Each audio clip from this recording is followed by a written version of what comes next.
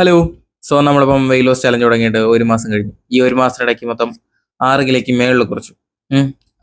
6.3 ആയി. ഞാൻ പിന്നെ നമുക്ക് റൗണ്ട് ചെയ്തിട്ട് 6 കിലോ എന്ന് പറയാം. അപ്പോൾ നമുക്കത് എങ്ങനെ ഉണ്ടായിരുന്നു നോക്കാം. അത് വളരെ എല്ലാവരും പറയുന്ന പോലെ ഭയങ്കര പാടായിരുന്നു, വളരെ ടഫായിരുന്നു.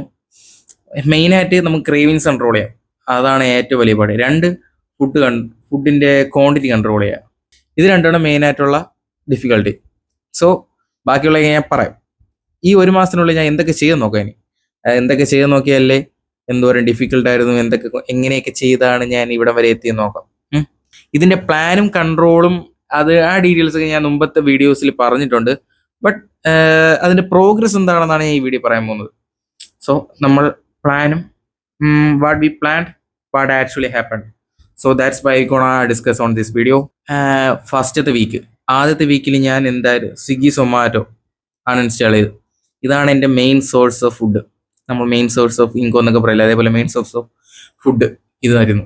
രാവിലെ ഉച്ചയ്ക്ക് കുറച്ച് കഴിക്കും, വൈകിട്ടാവും ഹെവി ആയിട്ട് കഴിക്കും. അതായിരുന്നു ഈ 3 മാസങ്ങളിൽ ഞാൻ ചെയ്തുകൊണ്ടിരുന്നത്. ബട്ട് ഈ ചാലഞ്ച് ഏറ്റെടുത്ത് ഫസ്റ്റ് വീക്ക് തന്നെ ഞാൻ അൺഇൻസ്റ്റാൾ ചെയ്ത്, പിന്നെ അതിനിടയ്ക്ക് ഞാൻ മുമ്പത്തെ വീഡിയോസ് പറഞ്ഞിട്ട് ചെറിയ ചെറിയ അഡ്ജസ്റ്റ്മെന്റ് നടത്തി. വീട്ടിൽ പോയപ്പോൾ ഫുഡ് കഴിച്ചു, ഇടയ്ക്ക് മന്തി കഴിച്ചു, അങ്ങനെ ഞാൻ പറഞ്ഞു. But still I have in control. That's why ഞാൻ ഈ 6 കിലോ കുറച്ചത്. ഈ സ്വിഗ്ഗി സൊമാറ്റോ അൺഇൻസ്റ്റാൾ ചെയ്ത് നമ്മളൊരു 90 സ്റ്റെപ്സ് ആയിട്ടാണ് കണക്കാക്കുന്നത്. ഞാൻ അതിൻ്റെ ആദ്യത്തെ ഒരു 50 സ്റ്റെപ്സ് കടന്നത് എങ്ങനെയാണ്, ഇത് അൺഇൻസ്റ്റാൾ ചെയ്തോടുകയാണ്. ബാക്കിയുള്ള സ്റ്റെപ്സ് അത് നമുക്ക് നടന്നു കയറാനേ ഉള്ളൂ. സോ ഇൻസ്റ്റാൾ ചെയ്തു. ഇനി രണ്ടാമത് മെയിനായിട്ട് ചെയ്ത കാര്യം പോർഷൻ നമ്മൾ വിചാരിക്കും നമ്മൾ ചിക്കൻ കഴിച്ചില്ലല്ലോ, മന്തി കഴിച്ചില്ലല്ലോ, അൽഫാം, ചിക്കൻ റോസ്റ്റ്, അങ്ങനെ നമ്മൾ ഈ ഹെവി ആയിട്ടുള്ള ഫുഡ്സ് ഉണ്ടല്ലോ, ഫാസ്റ്റ് ഫുഡ്, ജങ്ക് ഫുഡ്, അതൊക്കെ നമ്മൾ അവോയ്ഡ് ചെയ്താൽ നമ്മൾ വിചാരിക്കുന്ന അത് അവോയ്ഡ് ചെയ്തുകൊണ്ട് ഈ ഫുഡിൻ്റെ ക്വാണ്ടിറ്റി കുറച്ച് കൂട്ടാം. But no, that's the real problem. ഞാൻ ആദ്യം കുറച്ച് ദിവസമൊക്കെ ഈ ചാലഞ്ചിന് മുമ്പ് എനിക്ക് ഈ ഐഡിയ കിട്ടി അങ്ങനെയാണ്. കാരണം നമ്മൾ ഈ ഇന്ന് ഉച്ചയ്ക്ക് പപ്സ് കഴിച്ചില്ല, അതുകൊണ്ട് ഞാൻ എന്ത് ചെയ്തു, കുറച്ചും കൂടെ ചോറ് കുറച്ച് കൂടുതൽ എടുക്കാം, കുഴപ്പമില്ലല്ലോ, പപ്സിൻ്റെ അത്ര ഇമ്പാക്ട് ഇതിൽ ചോറിൽ വരത്തില്ലല്ലോ എന്ന് വിചാരിച്ചിട്ട് ഞാൻ കുറച്ച് ചോറ് എടുക്കും. ബട്ട് ഇത് ഒരു ടൈമല്ല, വൈകിട്ടതായാലും ഇത് തന്നെ കഴിക്കും, ക്വാണ്ടിറ്റി കുറച്ച് കൂട്ടിക്കൊണ്ടിരിക്കും. സോ അതുകൊണ്ട് നമുക്ക് ബോഡിയിൽ വലിയ ചേഞ്ചസ് ഒന്നും ഉണ്ടാവില്ല. കാരണം കാലറി ഇൻടേക്ക് അതുപോലെ കയറിക്കൊണ്ടിരിക്കും, ഡെഫിസിറ്റിലോട്ട് പോകത്തുമില്ല. സോ അതുകൊണ്ട് എന്ത് ചെയ്തു, അത് കട്ട് ചെയ്തു. പോർഷൻ ഫ്യൂ, എപ്പോഴും ഒരു തവി. ഇപ്പം എനിക്ക് എല്ലാത്തിനും അറിയാം, ചോറ് ഒരു തവി, കറിയൊക്കെ ആണെങ്കിൽ ഞാൻ നേരത്തെ വീഡിയോസിൽ പറഞ്ഞിട്ടുണ്ട്, നിങ്ങൾ നോക്കിയാൽ അറിയാം. ഫുഡിൻ്റെ ക്വാണ്ടിറ്റി, കാർബ്സ് കുറയ്ക്കുക, പ്രോട്ടീൻ, ഫൈബേഴ്സ് എല്ലാം കൂട്ടുക. That's the main part. Then രണ്ടാമത് ചെയ്തത് ആഴ്ചയിലൊരിക്കൽ ഫാസ്റ്റ് ചെയ്യാൻ തുടങ്ങി.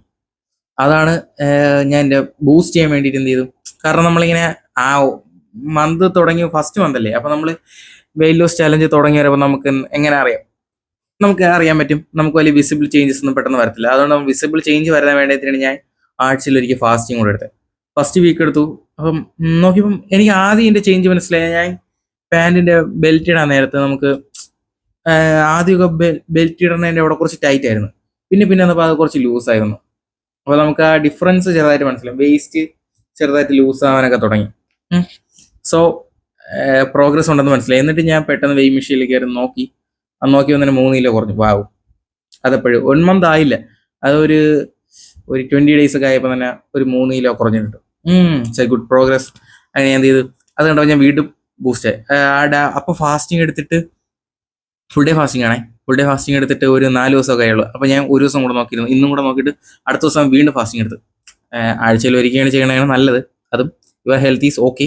ബട്ട് ഇൻ മൈ കേസ് എൻ്റെ കാര്യമാണ് ഞാൻ പറയുന്നത്. സോ ഞാൻ എന്ത് ചെയ്തു, കുറച്ചും കൂടെ ബൂസ്റ്റ് ചെയ്യാൻ വേണ്ടി ഒന്നും കൂടെ ഫാസ്റ്റ് എടുത്തു.